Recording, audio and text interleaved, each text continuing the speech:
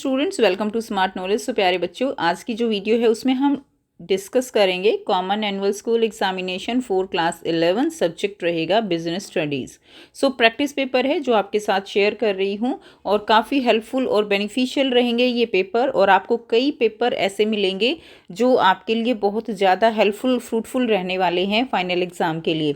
अगर आप सारे क्वेश्चंस करते हो तो आप बहुत सारे जो इंपॉर्टेंट क्वेश्चंस हैं जो बार बार रिपीट होते हैं उनको कवर कर लोगे और आपका पेपर डेफिनेटली बहुत अच्छा जाने वाला है।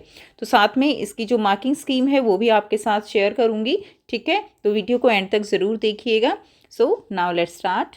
फर्स्ट ऑफ ऑल आपको यहाँ पर जनरल इंस्ट्रक्शंस दी गई हैं जो आप देख सकते हो, ठीक है। तो यहाँ से टोटल क्वेश्चन आपके 34 रहेंगे। सारे क्वेश्चंस कंपलसरी रहेंगे। 1 से 20 तक 1 मार्क रहेगा। 21 to 24 जो है carrying 3 marks, 25 to 30 carrying type 2 question carrying 4 marks and 31 to 34 6 marks each question आपका रहने वाला है। सो इसमें फर्स्ट क्वेश्चन देखिए। राधिका ने अपना नर्सिंग होम दिल्ली के पीतमपुरा में स्थापित किया। अपनी उपजीविका में राधिका को विशिष्ट ज्ञान और कौशल की आवश्यकता होती है। राधिका द्वारा की जाने वाली आर्थिक क्रिया को पहचानिए। तो उसने क्या किया है यहाँ पे, प्रोफेशन जो है वो है ये, यानी पेशा इसका आंसर रहेगा। प्रोफेशन यानी पेशा। इंग्लिश मीडियम में देख सकते हो। Radhika establish her own nursing home at Pitampura at Delhi. She needs special knowledge and skill in her profession. Identify the economic activity performed by Radhika. तो प्रोफेशन आ जाएगा। सेकंड क्वेश्चन है, ये उद्यम सरकार द्वारा इसलिए बनाए जाते हैं ताकि वे निजी क्षेत्र के साथ प्रतियोगिता कर सकें, ठीक है। यानी सरकारी कंपनी, वैधानिक निगम, विभागीय उपक्रम या वैश्विक उपक्रम, यानी these enterprise are formed by government so that they can compete with the private sector. तो इसमें आपका आंसर क्या रहेगा, गवर्नमेंट कंपनी। ए सरकारी कंपनी जो है इसका आंसर रहेगा। थर्ड है, इस बैंक खाते में उसमें जमा राशि की सीमा तक बिना पूर्व सूचना के कभी भी जमा को निकाला जा सकता है। तो आंसर क्या रहेगा, इसमें आपका आंसर रहेगा D, that is the global. इसमें आपका आंसर रहेगा चालू खाता, ठीक है, करंट अकाउंट, जिसमें जमा राशि को निकाला जा सकता है, चालू खाता। From this bank account deposit can be withdrawn at any time without any prior notice. बिना किसी पूर्व सूचना के जो है निकाला जा सकता है, तो वो क्या होता है, करंट अकाउंट होता है। नेक्स्ट देखिए, अगला प्रश्न है, पर्यावरण संरक्षण डैश से बहुत अच्छा किया जा सकता है। तो किससे अच्छा किया जा सकता है, सभी लोगों के सामूहिक प्रयास से पर्यावरण संरक्षण किया जा सकता है। Easy question. Environment protection can best be done by. तो किससे किया जा सकता है, it can best be done by the collective effort of all people, ठीक है। अगला प्रश्न रहेगा, चित्र में दिखाए गए फुटकर विक्रेता की पहचान आपको करनी है। तो जो चित्र दिखाया गया है हालांकि बहुत ज़्यादा क्लियर नहीं है, तो इसमें फुटकर विक्रेता की पहचान आपको करनी है। तो विभागीय भंडार, सुपर स्टोर, उपभोक्ता सहकारी भंडार या श्रृंखला भंडार। तो क्या इसका आंसर रहेगा, इसका आंसर आपका डी हो जाएगा, श्रृंखला भंडार। Identify the type of retailer shown in the picture. तो इसमें रहेगा ये चेन स्टोर्स, ठीक है। नेक्स्ट देखिए, अगला प्रश्न है, निम्नलिखित में से कौन सा वैधानिक निगम है। तो आपको बताना है which is a statutory corporation. तो इसमें कौन सा आंसर रहेगा, LIC, FCI, RBI या उपरोक्त सभी। तो इसका आंसर क्या हो जाएगा, उपरोक्त सभी। वैधानिक निगम है, स्टैट्यूटरी कॉरपोरेशन है, तो all of the above. Question number 7 है, डैश व्यापार में व्यापारी एक ही उत्पाद को बहुत ज़्यादा मात्रा में और विविधता में रखता है। तो एक ही जगह बहुत ज़्यादा मात्रा में और अलग अलग चीज़ें रखता है, तो उसको क्या कहा जाता है, उसको थोक विक्रेता कहा जाता है। सी आंसर रहेगा। फुटकर नहीं होता, आयात नहीं होता, निर्यात नहीं होता है। अगला क्वेश्चन देखेंगे, इंग्लिश मीडियम में देख लीजिए। In dash trade the trader keep stock of one single product in very large variety and in large volume. तो क्या होगा, होलसेल होगा। EFT का विस्तार आपको करना है, एक्सपेंड EFT। तो EFT क्या है, इलेक्ट्रॉनिक फंड ट्रांसफ़र, ठीक है। EFT क्या होगा, electronic fund transfer. C will be the right answer. Next देखिए, अगला प्रश्न रहेगा, थोक व्यापारी और ग्राहक के बीच डैश एक कड़ी का काम करता है। तो कौन एक कड़ी का काम करता है, जो रिटेलर होता है। बीच में कौन होते हैं, होलसेल से सामान लेते हैं रिटेलर और फिर कस्टमर तक जाता है, तो उसको क्या कहेंगे, उसको हम रिटेलर कहेंगे, ठीक है। तो सी हमारा राइट आंसर हो जाएगा, फुटकर व्यापारी। नेक्स्ट देखिए, क्वेश्चन नंबर 10 दिया गया है। इसमें C2C कॉमर्स उन वस्तुओं के व्यापार के लिए उपयुक्त है जहां लेन देन के दोनों पक्षकार जो है वो क्या हैं, उपभोक्ता हैं। तो ये हमारी स्टेटमेंट ठीक है। एंड B2B कॉमर्स के व्यवसायी हर समय अपने ग्राहकों पर नज़र रख सकता है, तो ये स्टेटमेंट हमारी गलत है। तो आंसर हमारा क्या हो जाएगा? आंसर हमारा सी हो जाएगा। कथन 1 सही है लेकिन कथन 2 गलत है। इंग्लिश मीडियम में देख लेंगे, ठीक है। C2C commerce is suitable for dealing in goods where both the parties of a transaction are consumers. And statement 2 रहेगी B2B enable a businessman to keep an eye on consumer round the clock. तो answer हमारा C हो जाएगा। अगला question है question number 11। Dash व्यापार में कोई कस्टम ड्यूटी नहीं लगाई जाती। तो किस में कस्टम ड्यूटी नहीं लगाई जाती है? तो ए आंसर रहेगा आंतरिक व्यापार में कोई कस्टम ड्यूटी नहीं लगाई जाती है, यानी इंटरनल जो गुड्स होता है, इंटरनल जो ट्रेड होता है उस पर कस्टम ड्यूटी नहीं लगती। जो सामान बाहर से आयात निर्यात होता है उस पर कस्टम ड्यूटी लगती है। अगला क्वेश्चन देखिए, मिलान करना है सामाजिक उत्तरदायित्व और प्रति करों का ईमानदारी से भुगतान। तो इसमें क्या होगा? करों का ईमानदारी से भुगतान किसको? सरकार के साथ मैच होगा। एंड लाभों को हिस्सा देना, लाभों में हिस्सा देना कर्मचारी, और प्रदूषण रोकना किसका काम है? समुदाय का। तो आंसर हमारा डी हो जाएगा। इंग्लिश मीडियम में देख लेंगे, टू पे टैक्सेस ऑनेस्टली क्या होगा? Government. And giving share in profit worker and to avoid population community. D answer. लाभों का बंटवारा नहीं करना पड़ता, यह वाक्य किस संदर्भ में है ये आपको बताना है। तो ये वाक्य किस संदर्भ में है? लाभों का बंटवारा नहीं करना पड़ता। तो जिसका सोल व्यवसाय होता है, एकल व्यवसाय होता है, तो एक ही व्यक्ति को प्रॉफिट चाहेगा तो वो जो है एकल व्यवसाय कहलाता है, उसमें बंटवारा नहीं करना पड़ता है। इंग्लिश मीडियम में देख लेंगे, profit don't have to be share, this statement is related to when. तो सोल जो प्रॉपर्टीशिप होती है उसमें जो है ये नहीं कहा जाता है, profit don't have to be share. अगला प्रश्न है, वह साझेदार जिसका फर्म से संबंध आम जनता को न पता हो डैश कहलाता है। तो क्या कहलाएगा? ये कहलाएगा सीक्रेट पार्टनर, ठीक है, यानी गुप्त साझेदार। जिसका फर्म से संबंध आम जनता को पता न हो वो गुप्त साझेदार कहलाएगा। A partner whose association with the firm is unknown to the general public is called secret partner. अगला प्रश्न है, सहकारी समिति में डैश सिद्धांत का पालन होता है। तो किस सिद्धांत का पालन होता है? सहकारी समिति में एक व्यक्ति एक वोट का पालन होता है।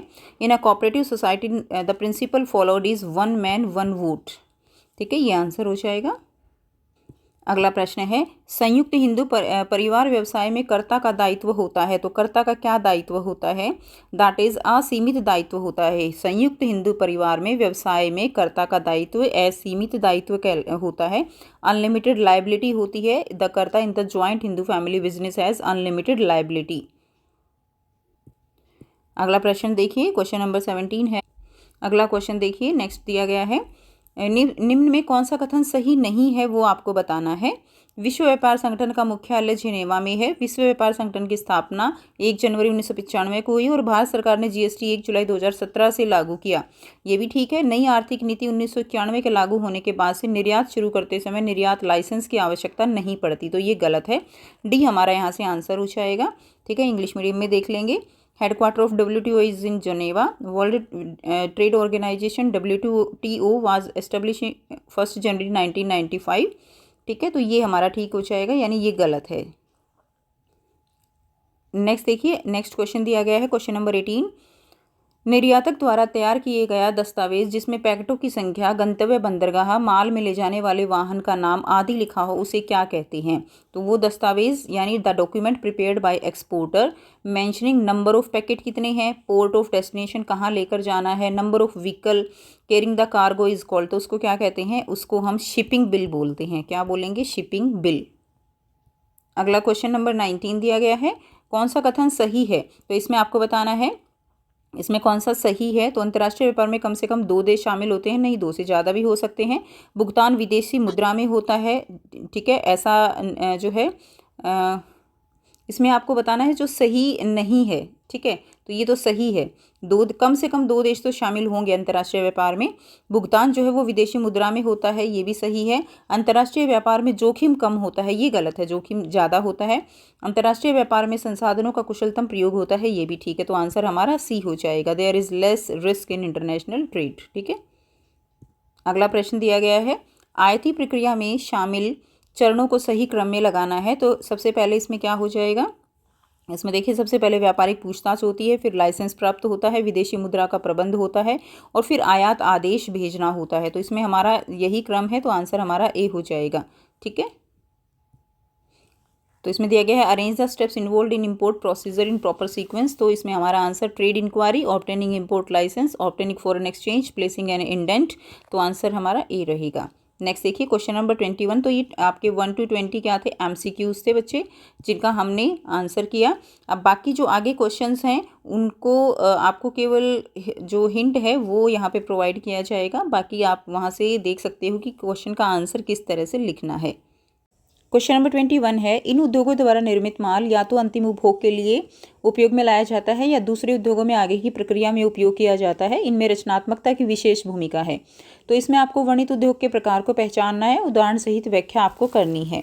So these industries process material to produce goods for final consumption. तो आप इसमें इंग्लिश में पढ़ सकते हो। इसमें क्या होता है, वो सेकेंडरी इंडस्ट्रीज़ रहेंगी। कौन से उद्योग होते हैं वे, सेकेंडरी जो है इंडस्ट्रीज़ होती हैं। जैसे कि मान लीजिए अब गन्ना है, अब गन्ना क्या है, वो एक प्राइमरी सोर्स है। अब उससे क्या बनेगी, उससे जो शुगर फैक्ट्री है, फैक्ट्री के अंदर क्या बनती है, शुगर बनती है, ठीक है। अब जो शुगर है वो किसके लिए रहेगी, फाइनल कंजप्शन के लिए रहेगी।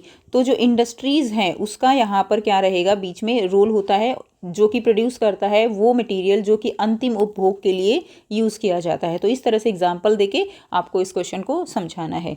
नेक्स्ट क्वेश्चन देखिए। अगला क्वेश्चन है, बप्पी लिमिटेड एक प्रसिद्ध सॉफ्टवेयर कंपनी है जिसका दृष्टिकोण अपने कर्मचारियों के साथ नई ऊंचाइयों तक पहुंचना है।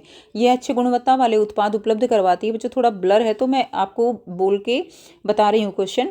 एवं अपने कर्मचारियों को विभिन्न सुविधाएं भी प्रदान करती है, जैसे कैब सुविधा है, स्वास्थ्य संबंधी सुविधाएं हैं। यह पिछड़े क्षेत्रों में युवाओं को कंप्यूटर कौशल भी निःशुल्क प्रदान करती है। ऊपर वर्णित जो भी पैरा दिया गया है उसमें बप्पी लिमिटेड की किन्हीं 3 समूह के प्रति अपना, जो हित समूह है उनके प्रति अपना सामाजिक उत्तरदायित्व निभा रही है। मामले में पंक्तियाँ उद्धृत करते हुए बताइए। इंग्लिश में पढ़ देती हूँ। Bappi limited is a renowned software company है, following the vision of reaching new heights with its people.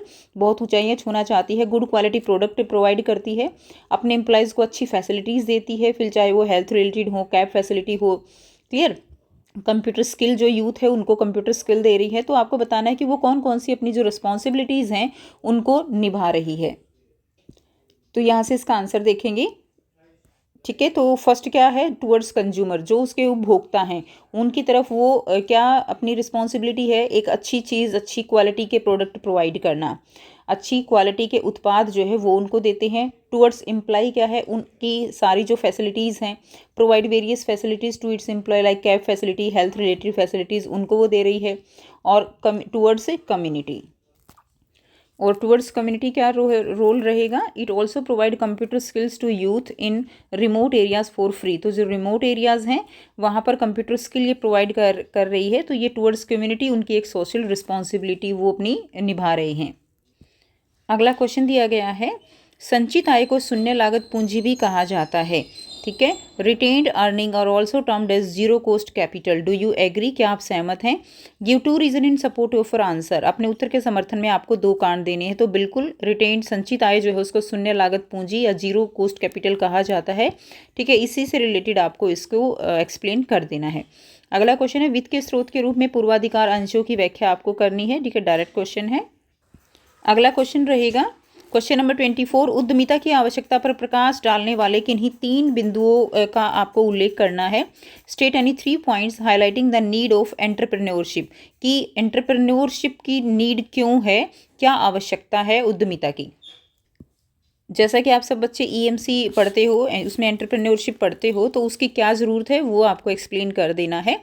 Initiation of development process, ठीक है। डेवलपमेंट प्रोसेस को इनिशिएट करने के लिए, to sustain development, to create employment opportunities, ठीक है। जिस तरह से पॉपुलेशन बढ़ रही है उसके अकॉर्डिंग जो प्राइवेट सेक्टर है उसकी डिमांड बहुत ज़्यादा है। तो इसीलिए एम्प्लॉयमेंट अपॉर्चुनिटीज़ जो है वो EMC यानी एंटरप्रेन्योरशिप जो उसका एक मेन आप कह सकते हो आधार है। क्लियर। तो ये 3 पॉइंट्स को आप एक्सप्लेन कर लेंगे। अगला क्वेश्चन देखिए, भारत में लघु उद्योगों की अवधारणा को समझाइए। Explain the concept of small business in India. India में जो स्मॉल बिजनेस है, लघु उद्योग हैं, उनकी अवधारणा को आपको बताना है। तो ये अकॉर्डिंग टू MSMED, ठीक है, MSMED एक्ट जो है वो है 2006, उसके अकॉर्डिंग लघु उद्योग क्या हैं। लघु उद्योग ऐसे बिजनेस हैं जिनके अंदर 25 लाख से ज़्यादा, 25 लाख से ज़्यादा और आप कह सकते हो 5 करोड़ से कम, ठीक है। इन्वेस्टमेंट जिसमें होगी वो किसके अंडर आएंगे, वो लघु उद्योग के अंडर आएंगे। बाकी आपको इसकी सूटेबल एक्सप्लेनेशन और कर देनी होगी। इसके मेन जो बुलेट पॉइंट रहेंगे वो ये रहेंगे। क्लियर। नेक्स्ट है, व्यापार की किन्हीं 4 सहायक क्रियाओं का वर्णन करना है। Briefly explain 4 auxiliaries to trade. कौन कौन सी जो 4 सहायक क्रियाएं हैं वो क्या हो सकती हैं। तो एक तो ट्रांसपोर्टेशन ज़रूरी है। क्लियर है, ट्रांसपोर्टेशन वो बहुत ज़्यादा ज़रूरी है, कह सकते हो परिवहन। दूसरी क्या होना चाहिए, कम्युनिकेशन होना चाहिए, यानी आपस में संवाद होना चाहिए। क्लियर है, कम्युनिकेशन होनी चाहिए। तीसरा, अगर कोई भी बिजनेस हम शुरू करते हैं तो उसके लिए सबसे ज़्यादा ज़रूरी क्या होता है, उसके लिए सबसे ज़्यादा ज़रूरी है नंबर 3 आप कह सकते हो उसकी एडवर्टाइजमेंट। अगर आपने एक कोई भी प्रोडक्ट बनाया है और उसकी ऐड नहीं कर रहे हो, एडवर्टाइज नहीं कर रहे हो, तो वो प्रोडक्ट जिसको भी उपभोक्ता है उन तक नहीं पहुंचेगा। तो व्यापार के सबसे मेन रूल में आता है ये। और नंबर 4 आप कह सकते हो उसमें फाइनेंस, ठीक है, पैसा जो है उसके अंदर लगना चाहिए तभी व्यापार होगा। विदाउट फाइनेंस तो कोई कुछ नहीं होना। उसके अलावा और भी आप दे सकते हो, इंश्योरेंस दे सकते हो, इंश्योरेंस। क्लियर है, तो ये कंपोनेंट्स हो जाएंगे इसके। ये 4 जो है सहायक क्रियाएं, इनमें कोई भी आप एक्सप्लेन कर सकते हो। अगला क्वेश्चन है और में दिया गया है, निम्नलिखित आर्थिक क्रियाओं को पहचानिए और व्याख्या कीजिए। लाभ अनिश्चित एवं अनियमित होते हैं, जोखिम उपस्थित रहता है। तो किसमें, ये बिजनेस में होता है। तो आप यहाँ पर जो व्यवसाय है, बिजनेस है, उसको जो है क्या कर सकते हो, एक्सप्लेन कर सकते हो। ठीक है, और आचार संहिता का सख्ती से पालन किया जाता है, ये भी आप सिंपल एक्सप्लेन करना है इसको डायरेक्ट। ठीक है, code of conduct is followed strictly and profit are uncertain and irregular risk is present. अगला क्वेश्चन है, विभागीय उपक्रमों की किन्हीं 4 विशेषताओं की व्याख्या करनी है। Explain any 4 characteristic of departmental undertaking. ठीक है, तो 4 कैरेक्टरिस्टिक आप इसमें आपको इसके अंदर जो है बतानी है। तो 4 कैरेक्टरिस्टिक्स आप क्या क्या बता सकते हो। तो नंबर 1 तो आप फंड्स के बारे में बता सकते हो। फंड्स जो होते हैं किसी भी विभाग में, डिपार्टमेंट में फंड्स होते हैं। क्लियर है, तो उसके बाद देखिए, तो एक तो आप किसके बारे में बता सकते हो, फंड्स के बारे में बता सकते हो। दूसरा, आप एम्प्लॉयज़ जो होते हैं, क्लियर, उसके बारे में वो हो जाएगा। तीसरा फैक्टर जो है कंट्रोल हो जाएगा। क्लियर, एंड फोर्थ वन आपका अकाउंटेबिलिटी हो जाएगा, अकाउंटेबिलिटी। क्लियर, तो एक अकाउंटेबिलिटी होती है, आंसरेबल होते हैं। तो इस तरह से आप इसको एक्सप्लेन कर देंगे। नेक्स्ट देखिए, अगला क्वेश्चन है, वैधानिक निगमों के कोई 4 लाभ व्याख्या सहित बताइए। Explain any 4 merits of statutory corporations. Departmental undertaking की ये हो जाएंगी, फंड्स है, एम्प्लॉय है, कंट्रोल है, अकाउंटेबिलिटी है। ठीक है, नेक्स्ट आपका जो हो जाएगा मेरिट्स ऑफ स्टैट्यूटरी कॉरपोरेशंस में आपको बता दोगे ऑटोनॉमी के बारे में, high degree of operational flexibility, economic development and no government interference in financial matters. तो ये स्टैट्यूटरी कॉरपोरेशन के मेरिट्स हो जाएंगी। क्लियर, ऑपरेशनल फ्लेक्सिबिलिटी यानी किसी भी तरह से हम उसको ऑपरेट कर सकते हैं, इकोनॉमिक डेवलपमेंट है, और गवर्नमेंट का किसी तरह का कोई इंटरफेरेंस नहीं होता फाइनेंशियल मैटर में। तो ये इसके पॉइंट्स हो जाएंगे। नेक्स्ट क्वेश्चन दिया गया है, क्वेश्चन नंबर 27 है, सचिन के पिता महेश एक छोटी सी दुकान चला रहे थे जिसमें वह नकली आभूषण, बालों की क्लिप, कॉस्मेटिक सामान बेचते थे। पिछले कुछ महीनों से उन्हें उपभोक्ताओं की मांग बढ़ने के कारण प्रबंधन में मुश्किल आ रही थी। यद्यपि सचिन अपने पिता की मदद करता था, किंतु जगह की कमी के कारण वो ग्राहकों को तो वे जो है उसको संभालने में विफल रहे। वांछित कोषों की अनुपलब्धता थी, व्यवसाय के विस्तार में बाधा बन गई। समस्या के हल हेतु सचिन ने अपने पिता से उनके मित्र राजा से हाथ मिलाने को कहा।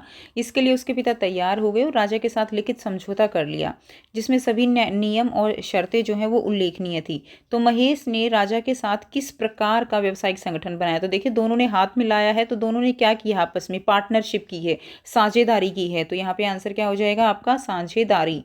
क्लियर है, साझेदारी आंसर हो जाएगा। उसके बाद महेश था यानी पार्टनरशिप। महेश तथा राजा के बीच लिखित समझौते की नियम व शर्तें किस दस्तावेज में उल्लेखित होती होंगी। तो एक पार्टनरशिप डीड बनती है, क्या बोलेंगे, पार्टनरशिप डीड। ठीक है, भाग बी में पहचाने के दस्तावेज के किन्हीं 4 मदों को आपको बताना है। तो पार्टनरशिप डीड के किन्हीं कोई भी 4 दस्तावेज आप इसमें लिख देंगे। तो बहुत ही कॉमन सा क्वेश्चन है ये, बाकी इसको पढ़ सकते हो इंग्लिश मीडियम में। Sachin father Mahesh was running a small shop where he was selling artificial jewellery, hair clips, cosmetics. Over the past couples of months, he has been facing problem in managing it due to increase in consumer demand. Although Sachin also helped his father, but they both failed to attend all the customer. ठीक है। उसके अपने father की help करते थे, लेकिन वो fail हो जाते थे सभी कस्टमर्स को अटेंड करने में ड्यू टू स्पेस कंस्ट्रेंट।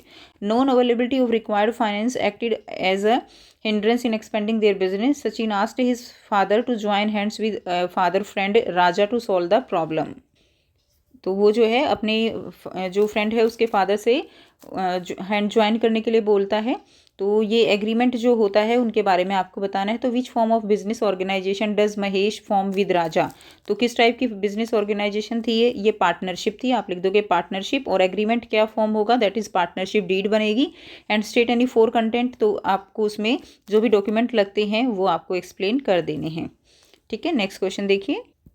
अगला क्वेश्चन रहेगा राइट ए शॉर्ट नोट। आपको शॉर्ट नोट लिखना है on district industries centre DIC पे, जिला उद्योग केंद्र पर एक नोट आपको लिखना है। तो डायरेक्ट क्वेश्चन है बच्चों 4 नंबर का।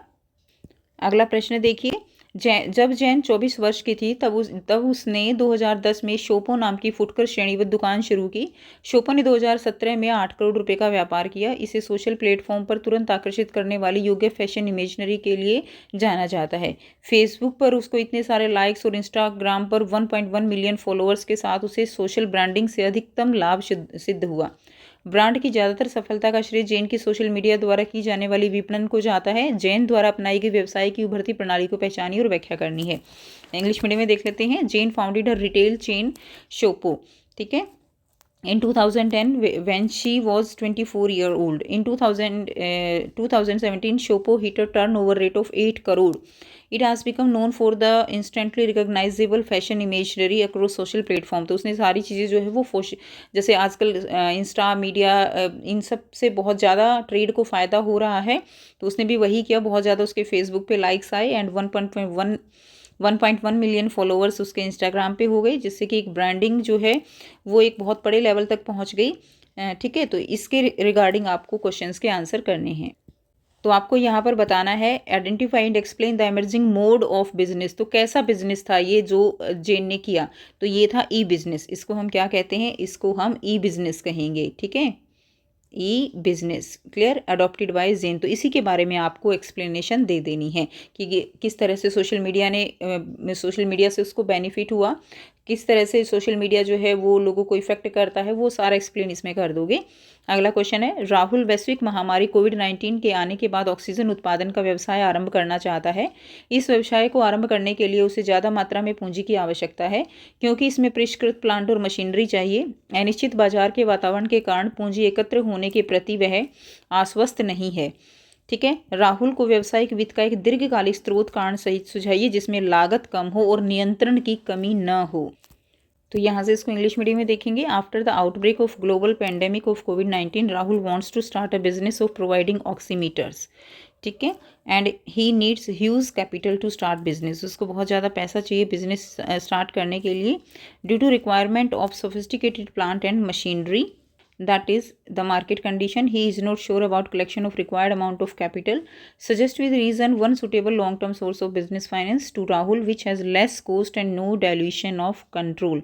तो आपको इसमें जो है एक्सप्लेन कर देना है डिबेंचर्स। ठीक है, डिबेंचर्स, और उसमें फिर आपको एक्सप्लेन करना है लेस कॉस्ट के बारे में और नो डायल्यूशन ऑफ कंट्रोल के बारे में आपको एक्सप्लेन अच्छे से कर देना है।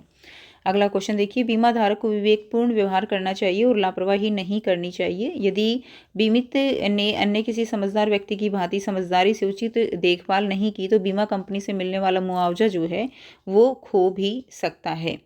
ठीक है, ऊपर वर्णित बीमे के सिद्धांत को पहचानना है। तो आपको यहाँ पर जो मिटिगेशन प्रिंसिपल है उसके बारे में लिखना है और बीमा के किन्हीं 4 सिद्धांतों को भी आपको व्याख्या करनी है। इंग्लिश में क्वेश्चन देख लेंगे। The insured must behave with prudence and not be careless. If insured has not taken reasonable care like any other prudent person then the claim from insurance company may be lost. ठीक है, उसका जो insurance है वो lost हो सकता है claim. Identify and explain the principle of insurance discuss above. तो इसमें कौन से प्रिंसिपल की बात की गई है, इसमें बात की गई है प्रिंसिपल ऑफ मिटिगेशन की। And also explain any other principle of insurance, और दूसरे प्रिंसिपल जो है इंश्योरेंस के वो भी आपको एक्सप्लेन एनी अदर 4 प्रिंसिपल वो आपको डिस्कस करने हैं। ठीक है, तो ये इसका आंसर हो जाएगा। क्लियर, ये एक्सप्लेन कर देंगे। अथवा में दिया गया है आजकल के डिजिटल बाजार में बैंक और अन्य वित्तीय संस्थाओं ने अपनी सेवाएं इंटरनेट के माध्यम से देना शुरू कर दिया है। तो अन्य वित्तीय संस्थाओं ने अपनी सेवाएं इंटरनेट के माध्यम से देना शुरू कर दिया है। डिजिटल बाजार में जो बैंक हैं उन्होंने भी उपरोक्त कथन के संदर्भित अवधारणा की पहचान कीजिए और इसके बारे में समझाइए। तो इसके बारे में आप किस इसमें समझा देंगे, अभी इंग्लिश मीडियम में देख लीजिए। In this digital market place bank and financial institution have started providing service over the internet. Identify and explain the concept referred in the above statement. तो इसमें आपको किसका एक्सप्लेन करना है, इसमें ई बैंकिंग के बारे में एक्सप्लेन कर देंगे। ठीक है, जो भी वित्तीय सुविधाएं हैं ई बैंकिंग को एक्सप्लेन करना है एंड संदर्भित अवधारणा द्वारा प्रदान की जाने वाली किन्हीं 4 सेवाओं का उल्लेख करना है। Any 4 services offered by the concept referred in part 1। तो यहाँ पे क्या बताना है कि कौन कौन सी सर्विस जो है वो ई बैंकिंग के थ्रू दी जा रही हैं। तो आप इसमें एक्सप्लेन कर सकते हो। एटीएम के बारे में लिख सकते हो, एटीएम प्रोवाइड किया गया है, क्रेडिट कार्ड प्रोवाइड किए गए हैं। ठीक है, क्या प्रोवाइड किया जा रहा है, credit card, debit card provide किए जा रहे हैं। डेबिट कार्ड्स के बारे में बता दोगे, क्लियर है। ईएफटी के बारे में बता दोगे, ईडीआई के बारे में बता दोगे। तो ये सारी सुविधाएं आप इसमें बता सकते हो, इनको एक्सप्लेन कर सकते हो। अगला क्वेश्चन देखिए, नेक्स्ट क्वेश्चन है विभागीय भंडारों की किन्हीं 4 सीमाओं की व्याख्या करनी है। Explain any 4 limitation of departmental store. तो क्या क्या इसकी जो लिमिटेशन है वो क्या क्या हो सकती हैं। सबसे पहली लिमिटेशन होती है कि पर्सनल अटेंशन कम होती है, लैक ऑफ पर्सनल अटेंशन, ये आप लिख सकते हो, लैक ऑफ पर्सनल अटेंशन। ठीक है, दूसरा जो हो सकता है इसमें हाई ऑपरेटिंग कॉस्ट होती है, यानी हाई ऑपरेटिंग कॉस्ट, क्लियर है, तो इसमें पैसा बहुत ज़्यादा लगाना पड़ता है। तीसरा क्या हो सकता है, हाई पॉसिबिलिटी ऑफ लॉस। ज़रूरी नहीं है कि आपकी दुकान जो है वो चलेगी, जो स्टोर है वो चले ही, उसमें लॉस होने के चांसेस ज़्यादा रहते हैं। High possibility of loss, clear है, ये हो जाएगा। एंड फोर्थ आप लिख सकते हो इनकन्वीनियंट लोकेशन। कई बार क्या होता है कि हम जो प्रॉपर लोकेशन होनी चाहिए वहाँ पर किन्हीं कारणों से हम स्टोर नहीं खोल पाते हैं, जिसकी वजह से जो लोकेशन है वो इनकन्वीनियंट होती है और उससे भी लॉस होने का या हाई ऑपरेटिंग कॉस्ट होने का या पर्सनल अटेंशन ना होने का, इस तरह के रीज़न जो है वो आप कह सकते हो कि हो जाते हैं। क्लियर, तो ये पॉइंट्स आप इसमें एक्सप्लेन कर दोगे 4 एडवांटेजेस ऑफ चेन स्टोर्स में, 4 लिमिटेशंस ऑफ डिपार्टमेंटल स्टोर्स में। ठीक है, अब अथवा में दिया गया है और में क्वेश्चन दिया गया है, दैट इज श्रृंखलाबद्ध दुकानों के कोई 4 लाभ लिखिए। Explain any 4 advantages of chain stores. Chain stores के आपको क्या बेनिफिट हो सकते हैं वो आपको यहाँ पर बताने हैं। ठीक है, तो देखिए चेन स्टोर्स के बेनिफिट क्या हो सकते हैं। एक तो इकोनॉमिक जो है economies of scale, first point आप नोट कर लीजिए। ठीक है, फर्स्ट पॉइंट हो जाएगा economies of scale, economies of scale, एक पॉइंट तो ये लिख सकते हो, इसको एक्सप्लेन कर लेना। सेकंड है एलिमिनेशन ऑफ मिडलमैन, तो उसमें जो मिडलमैन है वो नहीं होते हैं, तो एलिमिनेशन ऑफ मिडलमैन, क्लियर है, मिडलमैन। तीसरा क्या हो जाएगा, तीसरा आप लिख सकते हो नो बैड डेट, ऋण जो है वो। एंड नंबर 4 होता है डिफ्यूज़न ऑफ रिस्क, बहुत ज़्यादा रिस्क उसमें नहीं होता, डिफ्यूज़न ऑफ रिस्क। ठीक है, ये पॉइंट्स आप इसमें एक्सप्लेन कर सकते हो, economies of scale, elimination of middle man, no bad debt and diffusion of risk. तो ये चेन स्टोर्स के बेनिफिट्स हो सकते हैं। नेक्स्ट देखेंगे, तो यहाँ से क्वेश्चन पढ़ लेंगे। ठीक है, देखिए क्या दिया गया है, लोहा एवं इस्पात कंपनी के प्रवर्तकों ने नई कंपनी की स्थापना के लिए सभी संभाव्यता अध्ययन कर लिए हैं। तत्पश्चात उन्होंने इसका infra iron and steel company के नाम से निगमन करवाया, कंपनी का नाम रखा। उन्हें बहुत ज़्यादा पूंजी की आवश्यकता है क्योंकि इसकी जो है पकना अवधि लगभग 15 वर्ष है। धन एकत्रित करने के लिए पूंजी बाजार में अनुकूल परिस्थितियाँ हैं। संयंत्र और मशीनरी में निवेश करने के लिए स्थायी पूंजी की आवश्यकता है। एक नई कंपनी होने के कारण इनके पास अपना कोई संचय नहीं है। प्रवर्तकों ने इसे जोखिम पूंजी को बाजार में जुटाने का निश्चय किया। प्रवर्तकों द्वारा प्रयोग किए जाने वाले व्यावसायिक वित्त के स्रोत को पहचानिए और पहचाने के वित्त स्रोत के कोई 5 लाभ जो है वो आपको विस्तार से समझाने हैं।